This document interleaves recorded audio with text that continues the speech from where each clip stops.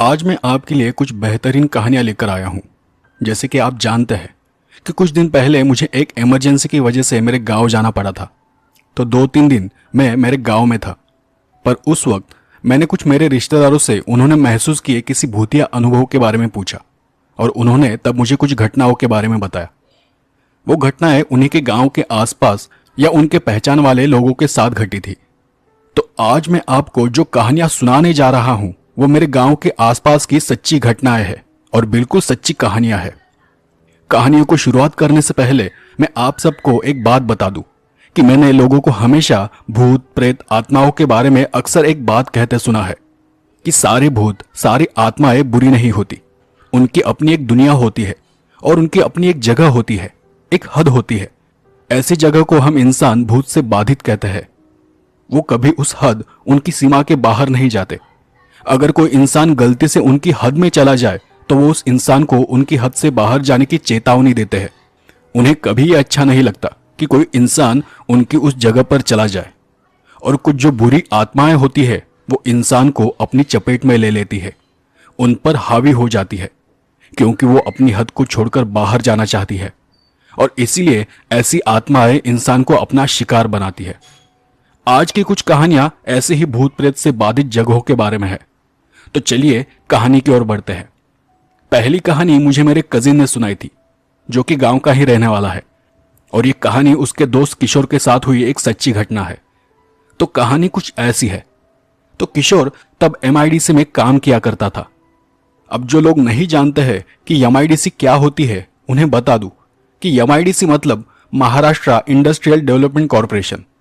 मतलब एक ऐसी जगह जहां छोटी बड़ी इंडस्ट्रीज एक साथ अपना काम करती है, जहां सरकार की तरफ से लोगों को अपनी कंपनी के लिए जगह दी जाती है। तो किशोर तब अपनी शिफ्ट खत्म कर घर वापस जा रहा था। उसके गांव का नाम काशिल है, जो कि सातारा से मतलब एमआईडीसी से करीबन 28 से 30 किलोमीटर दूर है। अब उसकी शिफ्ट रात करीबन 11 बजे खत्म हो गई थी और वो कुछ 11:30 बजे अपनी बाइक लेकर रात अपने घर निकल पड़ा।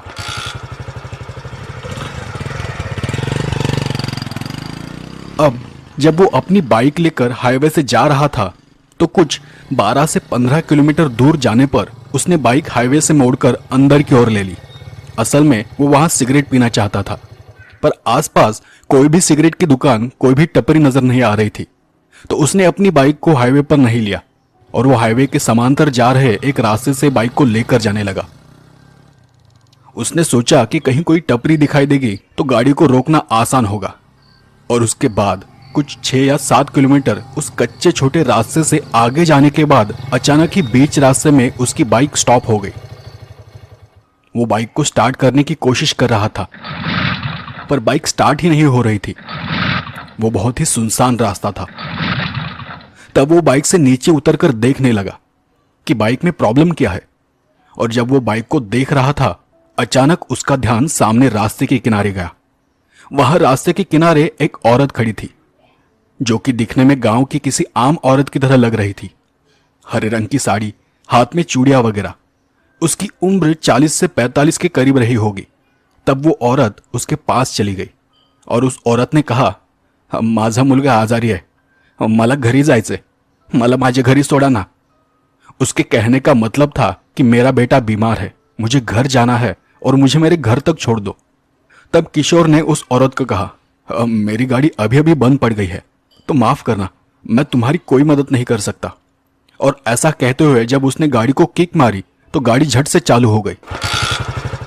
थोड़ी देर के लिए किशोर भी चौंक गया, क्योंकि वो काफी देर से गाड़ी को शुरू करने की कोशिश कर रहा था, पर गाड़ी स्टार्ट होने का नाम ही नहीं ले रही थी। और अब वो एक झटके में स्टार्ट हो गई थी। तो किशोर को अंदर ही अंदर थोड़ा बुरा लगा। उसे लगा कि शायद अब उस औरत को कहीं ऐसा ना लगे कि उसने जानबूझकर उससे झूठ कहा था कि गाड़ी बंद है। तो फिर किशोर ने उसकी मदद करने की सोची और उस औरत को अपनी गाड़ी पर बैठने को कहा। किशोर ने गाड़ी पर बैठने के बाद उस औरत से पूछा, घर कुठे है तुमचं, मतलब तुम्हारा घर किधर है? तो उस औरत ने अपनी भाषा में ही जवाब दिया था, बस थोड़ी ही दूर है, घर आने पर मैं तुम्हें बता दूंगी। अब किशोर की हालत थोड़ी अजीब थी, न जाने क्यों, पर उसे वो सब अजीब लग रहा था कि एक औरत जिसका बेटा बीमार है वो इतनी रात को यहां बीच रास्ते में क्या कर रही है। पर दूसरी तरफ उसे उस औरत के बारे में बुरा भी लग रहा था। अब जिस रास्ते से वो बाइक लेकर जा रहा था वो रास्ता एकदम खाली था। वहां न कोई गाड़ी थी और न ही कोई इंसान दिखाई दे रहा था। लेकिन पीछे वो औरत होने की वजह से वो बाइक को ज्यादा तेज नहीं चला पा रहा था। कुछ थोड़ी दूर आगे जाने के बाद उसने देखा कि आगे उसी रास्ते के किनारे एक औरत खड़ी थी। उस औरत ने गाड़ी रोकने के लिए अपना हाथ आगे किया और अब किशोर गाड़ी को रोकना नहीं चाहता था क्योंकि ऑलरेडी पीछे एक औरत बैठी हुई थी। पर बाइक जैसे जैसे उस औरत के करीब पहुंच रही थी बाइक अपने आप ही धीमी होने लगी। बाइक का स्पीड एकदम से कम हो गया। किशोर को तब ऐसा लगा जैसे उसका बाइक पर जरा भी काबू न हो और फिर बाइक अचानक ही उस औरत के पास जाकर अपने आप ही बंद पड़ गई। वो औरत भी बिल्कुल वैसी ही हरे रंग की साड़ी में थी। गाड़ी रुकते ही उस औरत ने किशोर से कहा, माझा मुलगा आजारी आहे, मला घरी जायचंय, मला माझ्या घरी सोडा ना। और जब किशोर ने वो बात सुनी उसके रोंगटे खड़े हो गए। उस औरत ने भी वही कहा था जो कुछ देर पहले पीछे बैठी औरत ने कहा था, मेरा बेटा बीमार है, मुझे घर जाना है, मुझे मेरे घर छोड़ दो। और फिर किशोर ने उस अंधेरे में गौर से उस औरत को देखा तो वो वही औरत थी जिसे उसने कुछ देर पहले लिफ्ट दी थी। किशोर ने झट से पीछे मुड़कर देखा पर उसके पीछे बाइक पर कोई नहीं था। वो औरत जो अभी कुछ देर पहले उसके बाइक पर बैठी थी वो वहां नहीं थी। उस एहसास से किशोर के हाथ पांव कांपने लगे। उसका गला सूख गया और गले से आवाज निकलना भी बंद हो गया। उस वक्त किशोर ने उस औरत से कुछ भी नहीं पूछा। कुछ पूछने की उसमें हिम्मत ही नहीं थी। वो जान चुका था कि यह कोई भूतिया जगह है। उस औरत ने फिर अपनी भाषा में कहा, मेरा बेटा बीमार है, मुझे घर जाना है, मुझे मेरे घर छोड़ दो ना। पर किशोर बहुत बुरी तरह से डरा हुआ था। वो बाइक को स्टार्ट करने की कोशिश कर रहा था पर बाइक फिर से बंद पड़ चुकी थी। किशोर ने उसकी बात का कोई जवाब नहीं दिया और अगले ही पल वो औरत अपने आप आकर उसके पीछे बाइक पर बैठ गई। और जैसे ही वो औरत उसके पीछे बैठी बाइक अपने आप ही स्टार्ट हो गई और अपने आप ही बाइक चलने लगी। किशोर अच्छी तरह से जानता था कि वो बाइक को चला नहीं रहा था, वो अपने आप ही चल रही थी। वो इतनी बुरी तरह से कांप रहा था कि उसकी हालत बहुत खराब हो गई थी। कांपने की वजह से उसके दांत भी आवाज किए जा रहे थे। उसका शरीर पूरी तरह से ठंडा पड़ चुका था। उसे ऐसा लग रहा था कि कहीं उसे हार्ट अटैक न आ जाए। और फिर थोड़ा दूर जाने पर उसने फिर वो भयानक नजारा देखा। सामने देख उसके रगों में दौड़ता हुआ खून जैसे कुछ पल के लिए थम गया। उसके दिमाग को किसी बिजली के झटके जैसा लगा। किशोर को फिर वहां रास्ते के किनारे एक औरत खड़ी दिखाई दी जो कि बाइक रोकने के लिए हाथ दिखा रही थी। वही चूड़ियों से भरा हाथ, वही हरे रंग की साड़ी। किशोर को समझ नहीं आ रहा था कि यह सब उसके साथ क्यों हो रहा है। वो अजीब हालत में था। अब पीछे मुड़कर देखने की किशोर में हिम्मत ही नहीं थी। उसने बाइक पर लगे शीशे में पीछे की ओर देखा तो पीछे कोई नहीं था। वो कोई छला हुआ था जिसमें किशोर फंस गया था। बार बार वो उसी जगह पर आ रहा था और बार बार उसे वही सब दिखाई दे रहा था। उसकी बाइक फिर एक बार अपने आप उस औरत के पास जाकर रुक गई और जैसे ही बाइक रुकी तो उस औरत ने इस बार गुस्से में ही कहा, तुला एकदा सांगितलं कळत नाही का? माझा मुलगा आजारी आहे, मला घरी जायचंय, मला माझ्या घरी सोड, नाहीतर मी तुझा जीव घेईन। उस औरत की बात का यह मतलब था कि क्या तुझे एक बार बताया समझ में नहीं आता? मेरा बेटा बीमार है, मुझे मेरे घर जाना है, मुझे मेरे घर छोड़ दे, नहीं तो मैं तुम्हारी जान ले लूंगी। और ऐसा कहने के बाद फिर वो औरत आकर बाइक के पीछे बैठने लगी। किशोर डर के मारे बाइक से उतरने की कोशिश करने लगा। तब बाइक नीचे जमीन पर गिर पड़ी और किशोर भी लड़खड़ाते हुए नीचे जमीन पर गिर पड़ा। तब उस औरत ने गुस्से से किशोर की तरफ देखा। किशोर लड़खड़ाते हुए उठने की कोशिश कर रहा था और फिर वो अपने हाथ जोड़कर उस औरत से माफी मांगने लगा। मुझे जाने दो, मुझे छोड़ दो, मैंने तुम्हारा क्या बिगाड़ा है? वो औरत बहुत ही गुस्से से किशोर को घूर रही थी और अगले ही पल उस औरत की आंखें बड़ी बड़ी होने लगी। उसकी आंखों से खून निकलने लगा था। वो बहुत गुस्से से किशोर की ओर देखे जा रही थी। कुछ ही पल में उस औरत का सर फटने लगा। उसके सर से पानी की तरह खून बहने लगा था और उसके कपड़े खून से लाल लाल हो चुके थे। वो नजारा देखकर किशोर किसी तरह लड़खड़ाते हुए वहां से भागने लगा। किशोर समझ चुका था कि कुछ देर और वो औरत उसे जिंदा नहीं छोड़ेगी। वो भागते भागते हाईवे की तरफ चला गया। पीछे मुड़कर देखने की उसमें जरा भी हिम्मत नहीं थी। वो जब हाईवे पर चला गया तो किसी गाड़ी को रोककर किसी तरह वो अपने घर चला गया। जब वो घर पहुंचा तब उसे बहुत ही तेज बुखार था। उसके घर वालों ने जब उससे पूछा कि क्या हुआ तो उसने उस रास्ते पर मिली उस औरत के बारे में बताया कि किस तरह वो औरत उसे बार बार नजर आ रही थी और किस तरह उसका सर अपने आप फटने लगा था और उसके सर से खून बहने लगा था। किशोर की बात सुनकर उसके घर वाले भी बहुत डर गए। उन्होंने बीच रात जाकर गांव के पुजारी को किशोर के बारे में बताया और फिर जब तक उस औरत के बारे में पता नहीं चल जाता पुजारी ने उस रात किशोर को गांव के मंदिर में ही रुकने को कहा। दूसरे दिन सुबह किशोर के घर वाले और कुछ दोस्त बाइक को ढूंढने निकल पड़े। किसी ने बाइक को उठाकर उसी कच्चे रास्ते के किनारे खड़ा कर दिया था। जिस किसी ने बाइक को साइड में किया था उसे लगा होगा कि किसी का एक्सीडेंट हुआ है और पुलिस का मामला हो सकता है, तो किसी ने भी उस बाइक को हाथ नहीं लगाया था। और फिर उसके घर वाले उस रास्ते के पास थोड़ी ही दूरी पर जो गांव था वहां चले गए। वहां के लोगों से उन्होंने उस रास्ते के बारे में पूछताछ की और उन्हें उनके बेटे के साथ हुई रात की उस घटना के बारे में बताया।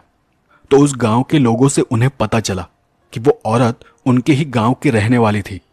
कुछ साल पहले उसका बेटा बहुत बीमार था, तो दोपहर को वो पास के गांव से डॉक्टर को बुलाने चली गई थी और जब वो वापस आ रही थी तो किसी ट्रक ने उसे बुरी तरह से कुचल दिया था। वो हादसा बहुत ही डरावना था। उस हादसे में उसका सर कुचल दिया गया था। जिस जगह वो औरत दिखाई दी थी वो वही जगह है जहां उसकी मौत हुई थी और कभी कभार लोगों को वो औरत उस रास्ते पर चलते हुए दिखाई देती है। उन्होंने ये भी बताया कि उनके गांव के लोग इस बात को अच्छी तरह से जानते हैं और इसीलिए रात कोई भी उस जगह जाने की हिम्मत नहीं करता। उसके बाद किशोर के घर वालों ने उनके गांव के पुजारी को जाकर उस औरत और उसके साथ हुई घटना के बारे में बताया, पर रात और दिन भर किशोर में कोई बदलाव और कोई अजीब हरकत दिखाई नहीं दी। तो इस बात से उन्हें राहत महसूस हुई थी कि उस औरत ने किशोर को कुछ नहीं किया था, वो बस उसे दिखाई दी थी। और जैसे कि मैंने पहले ही कहा था कि वो औरत अपने घर तो जाना चाहती थी, पर उसकी एक हद थी, एक सीमा थी जिसे वो पार नहीं कर पा रही थी और इसीलिए किशोर को बार बार वही एहसास हो रहा था। घूम घूम कर वो उसी जगह पर आ रहा था और बार बार वो औरत उसे दिखाई दे रही थी। हालांकि किशोर आज ठीक है, पर जब भी वो किसी को उस घटना के बारे में बताता है उसका शरीर आज भी उस एहसास से कांप उठता है। दूसरी कहानी शुरू करने से पहले आप सभी को मैं शुक्रिया अदा करना चाहता हूं। हाल ही में मेरे चैनल ने 10,000 सब्सक्राइबर्स पूरे किए हैं। हालांकि उस दिन मैं मेरे घर पर नहीं था। मेरी बड़ी चाची का उस दिन सुबह देहांत हुआ था और उस वजह से मुझे गांव जाना पड़ा था। खैर, मैं उस बात को लेकर ज्यादा कुछ कहना नहीं चाहता, पर इन सब में मुझे खुशी का वो पल देने के लिए, मुझे प्यार देने के लिए और मुझे दिल से सपोर्ट करने के लिए आप सभी लोगों का, आप सभी दोस्तों का दिल से बहुत बहुत शुक्रिया। तो चलिए अब दूसरी कहानी की ओर बढ़ते हैं। दूसरी कहानी मुझे मेरे दोस्त नरेश ने बताई थी। ये कहानी 4 दोस्तों के बारे में है। हालांकि यह हादसा 3 दोस्तों के साथ ही हुआ था और चौथा दोस्त तब उनसे मिलने जा रहा था, तो इसीलिए वो उस हादसे का शिकार नहीं हुआ था। पर नरेश ने मुझे उस गांव और उस जगह के बारे में बताने से इनकार कर दिया। पर वो घटना बेहद डरावनी थी और इसीलिए मैंने उसका कहानी में रूपांतरण किया है। तो कहानी असल में ऐसी है कि रोहित, सुरेश, उदय और नरेश ये 4 दोस्त थे। चारों कॉलेज में एक साथ पढ़ते थे। तो एक दिन उनका प्लान हुआ कि रात को कहीं जाकर पार्टी करते हैं, मतलब सिगरेट बियर वगैरह पीते हैं। और फिर जैसा प्लान था उस हिसाब से तैयारियां होने लगी। किसी ने कुछ खाने का सामान लिया, किसी ने बियर खरीदी, तो किसी ने बाइक का इंतजाम किया और आखिर में नरेश को बस जगह का बंदोबस्त करना था। तो जैसा प्लान हुआ था वैसे नरेश ने उन सबको अपने खुद के गांव आने को कहा। अब गांव के लोग कम से कम 9 बजे या फिर 10 बजे तक सो जाते हैं। तो नरेश ने तीनों दोस्तों को रात 10 बजे के बाद गांव आने को कहा था। नरेश ने अपने ही किसी दोस्त के घर पार्टी का इंतजाम किया था और फिर जैसा प्लान हुआ था ठीक उसी तरह रोहित, सुरेश और उदय तीनों भी सामान लेकर नरेश के गांव की ओर निकल पड़े। वो बाइक चला ही रहे थे कि तभी उदय को मोबाइल पर नरेश का फोन आया। हेलो उदय, अरे एक प्रॉब्लम हो गई यार। वो जो दोस्त के घर हम बैठने वाले थे ना, वो अब मना कर रहा है, तो अब क्या करे। तो उदय ने रोहित और सुरेश को नरेश की प्रॉब्लम के बारे में बताया। तब सुरेश ने कहा, अरे गांव में पीने के लिए कम जगह है क्या? किसी भी खेत में घुस गए तो घंटा किसी को पता चलेगा। और फिर उन्होंने प्लान चेंज किया और नरेश के गांव के आसपास ही किसी खेत में जाने का प्लान बनाया। और फिर जैसा तय हुआ था वैसा उन्होंने नरेश को गांव के बाहर आने को कहा। अब तीनों भी फिर बाइक शुरू कर उस गांव की तरफ निकल पड़े। तीनों एक ही बाइक पर जा रहे थे। जब वो तीनों नरेश के गांव जा रहे थे तब उन्होंने रास्ते के किनारे एक मकान देखा। मकान को देख उदय ने वही अपनी बाइक रोक दी। उस मकान को देख लग रहा था कि उसका कंस्ट्रक्शन का काम शुरू है। आधी अधूरी दीवारें थी, सीमेंट के पिलर बने हुए थे और दीवारों पर प्लास्टर भी नहीं था। वो 3 मंजिला मकान था। सबसे नीचे की मंजिल की दीवारें थी और ऊपर की 2 मंजिल खुली थी। वहां बस पिलर्स खड़े थे। मकान के आसपास लोहे की तारों का कंपाउंड बना हुआ था और उसी को लगकर लोहे का एक बड़ा सा गेट था। और गेट पर मराठी भाषा में एक बोर्ड लगा हुआ था। उस पर लिखा हुआ था की सदरची जागा विश्रामराव प्रतापराव जाधव यांच्या मालकीची आहे आणि त्यांच्या परवानगीशिवाय या जागेत पाय ठेवण्याची कुणालाही परवानगी नहीं। इसका मतलब ये था कि इस जगह के मालिक विश्रामराव प्रतापराव जाधव है और उनकी इजाजत के बगैर इस जगह पर किसी को भी पैर रखने तक की इजाजत नहीं है। तो उस जगह को देख उदय के दिमाग में एक आइडिया आया। उसने सोचा कि ऊपर की मंजिल खुली है तो वहां पर ठंडी हवाएं आएगी, अच्छा मौसम होगा और कोई देखने भी नहीं आएगा। तो पार्टी वहीं करते हैं, किसी को पता भी नहीं चलेगा और बहुत मजा आएगा। तो उसने उस नए प्लान के बारे में सुरेश और रोहित को बताया। अब सब जवान थे, तो जवान इंसान हमेशा ही जोश जोश में कुछ सोच लेता है पर उसके परिणाम के बारे में वो कभी नहीं सोचता। तो बाकी सब भी तैयार हो गए। तो फिर उन्होंने नरेश को कॉल किया ताकि उसे वो उस जगह के बारे में बता सके जो कि उसके गांव से कुछ 4 या 5 किलोमीटर ही दूरी पर थी और जगह अच्छी थी और उनके प्लान के मुताबिक थी। तो नरेश के मना करने का सवाल ही नहीं था। पर जब वो उसे कॉल लगा रहे थे तो नरेश कॉल उठा ही नहीं रहा था। उन्होंने 3-4 बार कॉल किया और फिर रोहित ने कहा, अरे रहने दे, बाइक पर होगा, जैसे ही वो गांव से बाहर आएगा वो खुद हमें कॉल करेगा, तब हम उसे बता देंगे कि हम यहां इस मकान में रुके हैं और उसे और थोड़ा आगे आने को कहेंगे। तो बाकी दोस्तों ने भी उस बात को ठीक समझा और उस मकान का गेट खोलकर वो अंदर चले गए। उन्होंने आसपास देखा तो सब तरफ ईंटें यहां वहां पड़ी हुई थी। जमीन पर हर तरफ रेत बिखरी हुई थी। मतलब साफ था कि मकान का काम शायद कुछ महीनों से बंद पड़ा हुआ था। यह देख उन्हें और अच्छा लगा। मतलब यहां कोई भी आता जाता नहीं होगा। दीवारों पर जगह जगह बारीक बारीक पेड़ उगे हुए थे। दीवारों की ईंटें हरी पड़ चुकी थी, उन पर शैवाल उग चुका था शायद। वो तीनों बिना कुछ सोचे वहां बनी गीली फिसलती सीढ़ियां चढ़ते हुए पहली मंजिल की ओर चले गए। ऊपर की तीसरी मंजिल पर छत नहीं थी और बारिश के दिन थे, तो उन्होंने पहली मंजिल पर ही बैठने का फैसला किया और बैग को नीचे रखते हुए सिगरेट बियर ये बाहर निकाला और वो वहीं बैठ गए। रोहित ने एक सिगरेट सुलगाई और उसी मंजिल के किनारे पर जाकर वही एक पिलर के पास खड़ा हो गया। वो बाहर इधर उधर देख रहा था। मौसम बहुत ठंडा था, इसलिए बियर जल्दी गर्म होने की कोई बात नहीं थी। जब रोहित सब तरफ देख रहा था तब उसका ध्यान मकान के नीचे गया। उसने देखा कि वहां कोई आदमी खड़ा है जो कि रोहित को ही घूर रहा है। रोहित को लगा कि दोनों में से किसी ने नरेश को मैसेज कर दिया होगा और वो नीचे खड़ा यही देख रहा होगा कि हम तीनों यहां हैं या और कोई है। तो उसने ऊपर से ही उसे आवाज दी, अरे नरेश जल्दी आना, कितना वक्त लगाएगा। और फिर रोहित ने अपनी हाथ की सिगरेट को वहीं उसी पिलर पर बुझाते हुए उस अज्जली सिगरेट को नीचे फेंक दिया। जब वो सिगरेट को पिलर पर बुझा रहा था तो वो नीचे खड़ा इंसान दौड़कर नीचे के कमरे में चला गया। रोहित को लगा कि उसकी बात सुनकर नरेश दौड़कर ऊपर आ रहा है। वो जाकर बाकी दोनों के साथ बैठ गया। उन्हें भी कुछ देर के लिए लगा कि नरेश ही आया है।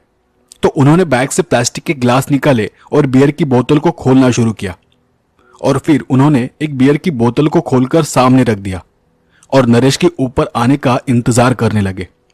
1 मिनट बीत गया, 2 मिनट बीत गए, 3 मिनट बीत गए, पर नरेश ऊपर नहीं आया और नहीं उसकी आवाज आई। तो सुरेश ने रोहित से कहा, तूने नरेश को ही देखा ना या फिर कोई और था?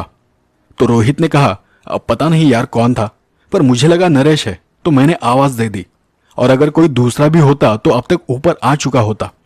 तो उदय ने हंसते हुए कहा, अरे वो नरेश नहीं, अपने जैसे ही कोई और होगा जो पीने के लिए जगह ढूंढते हुए यहां आया था, और अब हमें देख वो भाग गया होगा।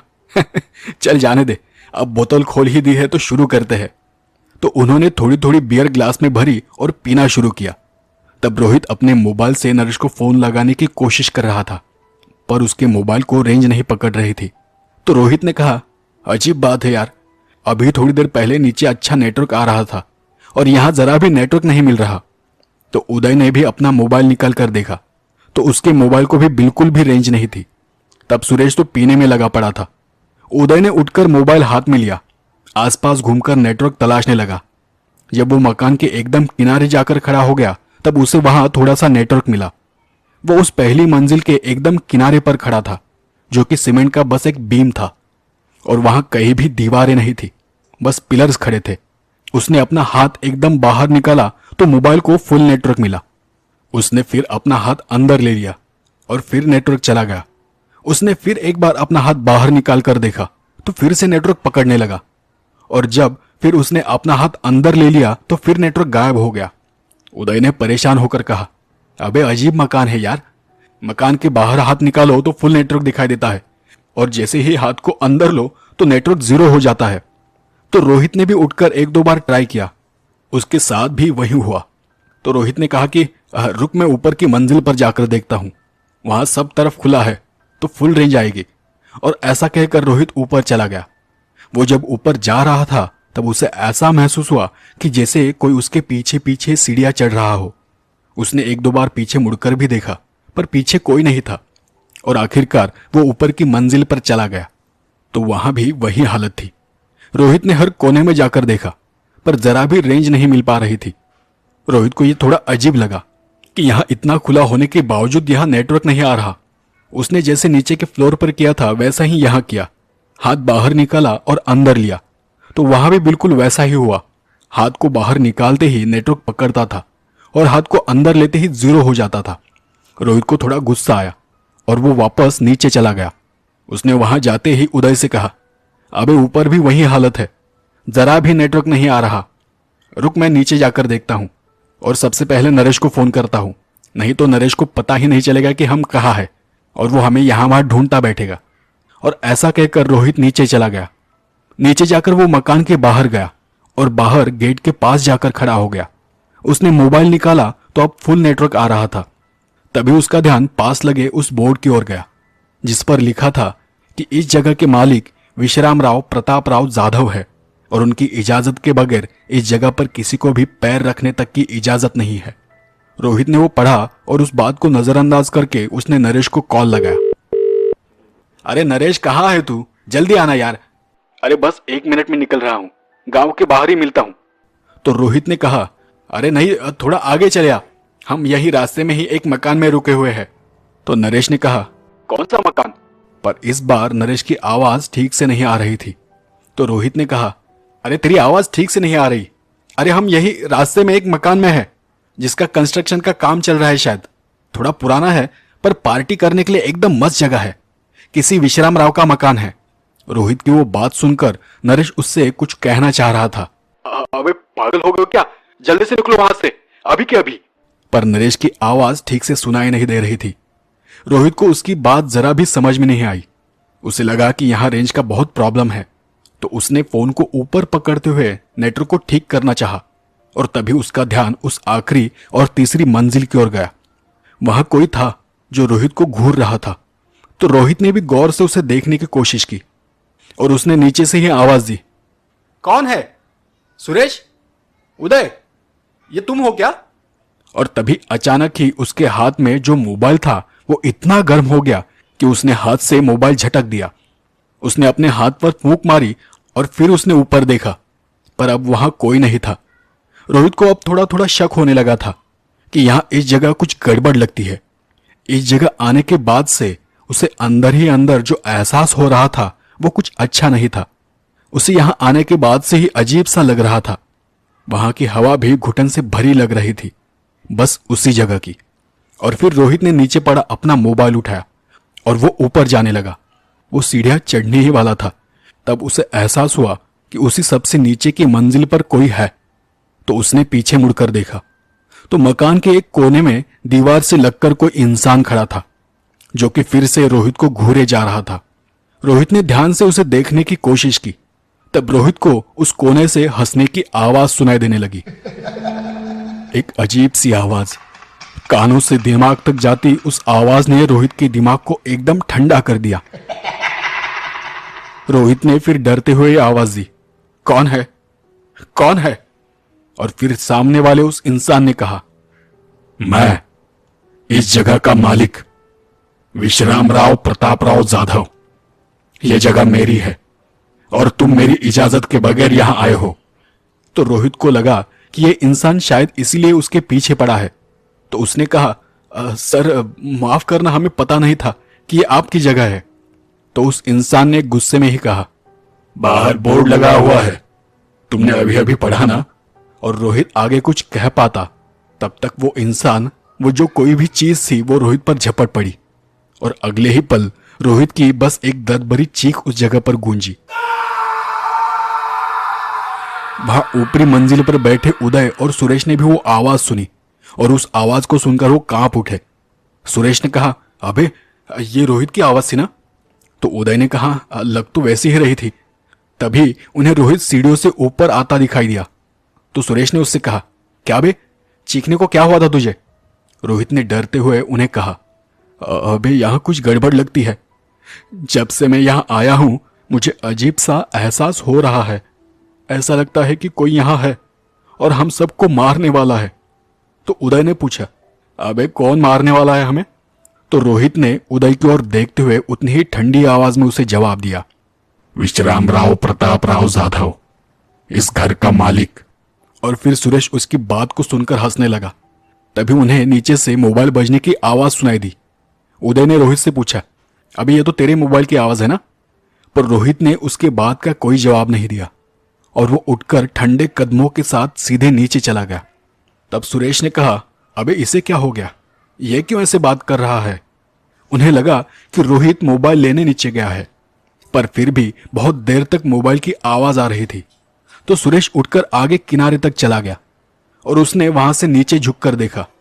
नीचे मकान के बाहर जमीन पर रोहित का मोबाइल पड़ा हुआ था और उसके पास ही सीमेंट की पानी की टंकी बनी हुई थी। वहां टंकी के पास कोई लेटा हुआ दिखाई दे रहा था। सुरेश ने नीचे उसे आवाज दी, अबे रोहित ऐसा क्यों पड़ा हुआ है? उठ, अरे नरेश का फोन होगा। और तब सुरेश का ध्यान आगे गया। तभी सामने रास्ते पर एक बाइक आकर खड़ी हो गई। वो नरेश था और उसने हाथों से इशारा करते हुए सुरेश को नीचे आने को कहा। यहां सुरेश भी उसे इशारा करते हुए ऊपर आने को कह रहा था। अबे ऊपर आना और आते आते उस बेवड़े को भी लेकर आ, देख कैसा पड़ा हुआ है। तो सुरेश की बात सुनकर नरेश ने भी नीचे देखा तो वहां रोहित की बॉडी पड़ी हुई थी। वो देख नरेश ने चीख कर सुरेश को नीचे आने को कहा और तभी नरेश ने देखा कि सुरेश के पीछे कोई खड़ा है। नरेश की उस गेट के अंदर जाने की हिम्मत ही नहीं हो रही थी और अगले ही पल किसी ने सुरेश को पीछे से धक्का दे दिया और वो चीखते हुए पहली मंजिल से नीचे गिर पड़ा। नरेश यहां डर के मारे कांप रहा था। सुरेश को नीचे गिरता देख उदय दौड़कर वहां चला आया। उसने भी नीचे झुककर देखा तो सुरेश नीचे दर्द के मारे तड़प रहा था। नरेश ने फिर चिल्लाकर उसे कहा, पीछे जा, यहां मत आ। नरेश ने भी चिल्लाकर उसे पीछे हटने को और नीचे जल्दी आने को कहा। उदय ने नीचे देखा तो नीचे एक तरफ रोहित की लाश पड़ी हुई थी और दूसरी तरफ सुरेश तड़प रहा था। उसे समझते देर नहीं लगी कि यहां कुछ गड़बड़ है। वो दौड़कर नीचे जाने लगा। जब वो नीचे गया तो उसने देखा कि उस मकान के कोने में कोई इंसान खड़ा था। वो सीढ़ियां उतरते हुए अपनी जगह पर ही रुक गया और कांपती थरथराती आवाज में उसने पूछा, कौन हो तुम? तो उस इंसान ने ठंडी आवाज में उसे जवाब दिया, विश्राम राव प्रताप राव जाधव, इस जगह का मालिक। और उसकी आवाज सुनकर उदय दौड़कर बाहर जाने की कोशिश करने लगा। तब उसने देखा कि नरेश गेट के अंदर आया था और सुरेश को घसीटते हुए गेट के बाहर ले जा रहा था। तभी यहां उदय का पैर किसी ईंट या पत्थर से टकरा गया और वो नीचे गिर पड़ा। गिरने की वजह से उदय बहुत जोर से चीखा तो नरेश का ध्यान उस मकान की ओर गया। तब नरेश ने देखा कि कोई था जो उदय के पीछे खड़ा था और उसका पैर पकड़कर वो उसे अंदर खींच रहा था। नरेश समझ गया कि अब उदय को बचाना मुश्किल है। वो किसी तरह सुरेश को खींचकर गेट के बाहर चला गया और उदय का इंतजार करने लगा। पर कुछ देर बाद नरेश और सुरेश को उदय की बस चीखें सुनाई दी। वो चीखें सुनकर दोनों की भी हालत खराब हो गई थी। तब सुरेश दर्द से कराहते हुए नरेश को वहां से निकलने को कह रहा था। जब उदय की आवाज आना बंद हो गया तो नरेश समझ गया कि उदय अब नहीं रहा, तो उसने किसी तरह सुरेश को उठाकर बाइक को पकड़कर खड़े रहने को कहा। ऊपर से गिरने की वजह से सुरेश की एक टांग की हड्डी टूट गई थी और एक हाथ का शोल्डर फिसल चुका था, जिसे उसने अपने दूसरे हाथ से पकड़ रखा था। नरेश जब बाइक पर बैठ रहा था तब उन दोनों का ध्यान ऊपर उस मकान की ओर गया। वहां ऊपर वो इंसान खड़ा था, विश्रामराव प्रतापराव जाधव, और उन्हें देख वो अजीब तरह से हंस रहा था। नरेश ने सुरेश को किसी तरह पीछे बिठाया और उसे वो अपने गांव लेकर चला गया। दर्द की वजह से रात को सुरेश कब बेहोश हो गया उसे भी पता नहीं चला। दूसरे दिन वो एक सरकारी अस्पताल में था और जब वो होश में आया था तब पुलिस उससे पूछताछ करने वहां आई थी और पूछताछ करके वो वहां से चली गई। तब सुरेश को पता चला कि असल में वो जगह जिस इंसान के नाम पर थी, मतलब विश्रामराव प्रतापराव जाधव, वो जिंदा ही नहीं था और कुछ साल पहले ही उसकी उस जगह पर मौत हो गई थी। उसके और उसके किसी भाई के बीच उस जमीन और उस मकान को लेकर झगड़ा चल रहा था। तब विश्रामराव ने उस जगह पर अपने नाम का बोर्ड लगा दिया था। झगड़ा बढ़ता चला गया और एक दिन गुस्से में आकर विश्रामराव के भाई ने उस जगह और उस मकान को हड़पने के लिए उसे मार दिया था। लेकिन उसके बाद भी वो जगह उसे नहीं मिली, क्योंकि विश्रामराव आज भी वही है। वो किसी को वहां आने नहीं देता। उस घटना के बाद सुरेश जब ठीक हुआ तो उसे भी कुछ महीनों की सजा हुई। हालांकि उस पर रोहित और उदय के खून का इल्जाम लगने वाला था, क्योंकि घटना के वक्त उन तीनों के अलावा वहां कोई नहीं था। पर अच्छी बात यह थी कि कोई भी सबूत न मिलने की वजह से उसे कम सजा हुई। उसे बस उसकी लापरवाही और किसी की परमिशन के बगैर उसकी प्रॉपर्टी में जबरदस्ती घुसने के जुर्म में बस कुछ महीनों की सजा हुई थी। नरेश का कहना है कि विश्रामराव का कोई भी वारिस न होने की वजह से सरकार ने उस जगह को अपने कब्जे में ले लिया है और वहां एक और बोर्ड लगा दिया है कि यह प्रॉपर्टी सरकार की है। पर वो दूसरा बोर्ड अब भी वही है, जिस पर लिखा है इस जगह के मालिक विश्रामराव प्रतापराव जाधव है और उनकी इजाजत के बगैर इस जगह पर किसी को भी पैर रखने तक की इजाजत नहीं है।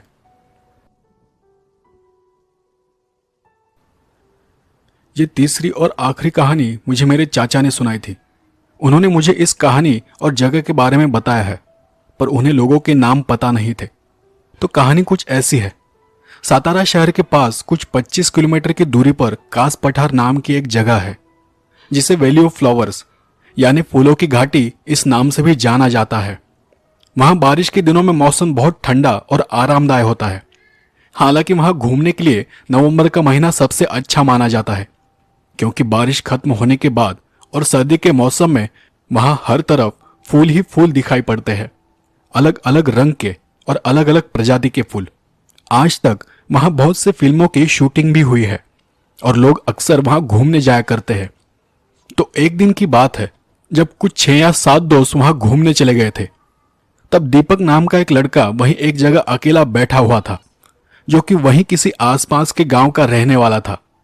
वो जो 6-7 दोस्त थे वहां फूलों की घाटी में घूमने आए थे। वो पहली बार वहां आए थे। उन्हें भी उस जगह के बारे में ज्यादा कुछ पता नहीं था।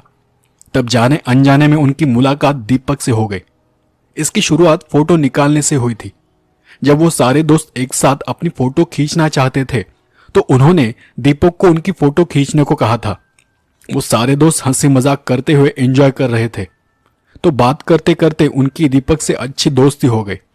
अब नॉर्मली जब किसी से जान पहचान हो जाती है तो हम उसके घर और परिवार के बारे में पूछते हैं। तो उन दोस्तों ने भी दीपक को उसके घर और परिवार के बारे में पूछा। तब उन्हें पता चला कि दीपक वही किसी आसपास के गांव का रहने वाला है। तब बातों बातों में दीपक ने उन्हें बताया कि कुछ साल पहले वो भी अपने दोस्तों के साथ वहां घूमने आया था, पर अब उसका कोई दोस्त नहीं है। वो अकेला ही यहां घूमने चला आता है। उन्हें दीपक की बात सुनकर बहुत बुरा लगा और फिर उन्होंने दीपक को उनके साथ वक्त बिताने को कहा। दीपक बहुत ही खुशमिजाज लड़का था। कुछ ही वक्त में दीपक उनके साथ अच्छी तरह से घुल मिल गया। दिन भर वो उनके साथ उस घाटी में घूमा, उनके साथ खाना खाया, मस्ती की और ऐसे ही मस्ती मस्ती में वो दिन बीत गया। शाम होते होते सब वापस घर जाने की बात करने लगे। तब उन्हें महसूस हुआ कि दीपक उनके साथ नहीं है। सब यही कह रहे थे कि अभी तो यही था, अचानक कहाँ चला गया। तो किसी ने कहा, अभी 2 मिनट पहले तो हमने आपस में बात की थी और अचानक कहाँ गायब हो गया पता नहीं। तब उन्होंने सोचा कि दीपक यहीं आसपास के गांव का है, तो शायद यहीं किसी बीच रास्ते से घर निकल गया होगा। पर उन सबको ये अजीब लगा कि वो दोपहर से उनके साथ था, उनके साथ घूमा था, खाना खाया था और अब जाने के वक्त बिना बताए वो चला गया। तब उन्हीं में से किसी एक ने कहा, उसने हमें बताया था कि कुछ साल पहले वो अपने दोस्तों के साथ यहाँ आया था और अब उसका कोई भी दोस्त नहीं है, वो अकेला ही यहाँ घूमने चला आता है। तो शायद उसे बुरा लगा होगा कि हम भी उसे छोड़कर जा रहे हैं, इसीलिए बिना बताए वो चला गया होगा। तो फिर सब ने दीपक को सरप्राइज देने के बारे में सोचा और वो सब गाड़ी लेकर उसके गांव की ओर चले गए। जब वो उसके गांव गए तो लोगों से दीपक के बारे में पूछते हुए उसके घर पहुंच गए। तब एक आदमी उस घर के बाहर खड़ा था, तो उन्होंने उस आदमी को बताया कि वो सब दीपक के दोस्त है और उससे मिलने आए हैं। तो दीपक के पिताजी ने उनका स्वागत किया और उन्हें घर के अंदर आने को कहा। वो सब अंदर चले गए। तो पिताजी ने उनसे पूछा, कैसे आना हुआ, कुछ काम था क्या? तब उन दोस्तों में से एक ने कहा, नहीं, हम बस ऐसे ही आए थे, दीपक हमें बिना बताए चला गया, तो हम बस उससे मिलना चाहते थे। तब दीपक के पिताजी ने दीपक की मां की ओर देखा। उन्हें कुछ समझ नहीं आ रहा था कि वो क्या बोलना चाहते थे। तब दीपक के पिताजी ने फिर कहा, शायद तुम्हें पता नहीं होगा, पर दीपक को गुजरे हुए 5 साल हो चुके हैं। दीपक के पिताजी की बात सुनकर वो सारे दोस्त चौंक गए और उन्होंने कहा, ऐसा कैसे हो सकता है? वो तो आज दिन भर हमारे साथ था। हम उस कास पठार मतलब उस फूलों की घाटी में घूमने गए थे, वहीं हमारी मुलाकात हुई थी और उसने हमसे बात भी की। वो दिन भर हमारे साथ घूमा और हमारे साथ खाना भी खाया था। तब दीपक के पिताजी ने कहा, नहीं, मुझे पता नहीं कि फिर आप किस दीपक के बारे में बात कर रहे हो। तब उनमें से एक दोस्त की नजर पास की दीवार पर लगी एक तस्वीर की ओर गई और उसने उस तरफ हाथ करते हुए कहा, अरे यही तो है वो, यही दीपक है, यही तो दिन भर हमारे साथ था। अब उनकी बात सुनकर दीपक के पिताजी भी चौंक गए और उन्होंने कहा, देखो बच्चों, मैं झूठ नहीं बोल रहा हूं, यह सच है कि यह दीपक की तस्वीर है, पर दीपक जिंदा नहीं है। उसे गुजरे हुए 5 साल हो चुके हैं। कुछ 5 साल पहले वो उसी जगह अपने दोस्तों के साथ घूमने गया था और पता नहीं कैसे अचानक ही उसे दिल का दौरा पड़ा और उसी जगह पर उसकी मौत हो गई। उसके दोस्तों ने उसे बचाने की बहुत कोशिश की, उसे अस्पताल लेकर भी चले गए, पर तब तक उसकी जान जा चुकी थी। तब दीपक की मां उन लोगों की बातें सुनकर रोने लगी और रोते हुए वो अंदर के कमरे में चली गई। वो सारे दोस्त एक अजीब हालत में थे। उन्होंने अपना कैमरा निकालकर हर तस्वीर को देखा, पर एक भी तस्वीर में दीपक नजर नहीं आ रहा था। दीपक के साथ जो भी तस्वीरें ली गई थी वो सारी की सारी एक तो ब्लैंक थी या फिर उसकी जगह खाली थी। पर यह सच था कि उन्होंने दीपक को देखा था, उसके साथ घूमे थे, उससे बात भी की थी। पर अब यह बताना मुश्किल था कि आखिर वो क्या था जो उन्होंने दिन भर महसूस किया था। तो दोस्तों, आपको ये कहानियां कैसी लगी मुझे कमेंट करके जरूर बताएं। और हाँ, अगले हफ्ते भी ऐसी ही कुछ मेरे गांव की डरावनी कहानियां लेकर जरूर आऊंगा। और अगर आप चैनल को पहली बार सुन रहे हो तो आपसे एक रिक्वेस्ट है कि चैनल को जरूर सब्सक्राइब करें और बेल आइकन को जरूर दबा दें। तो चलिए मिलते हैं अगले एपिसोड में।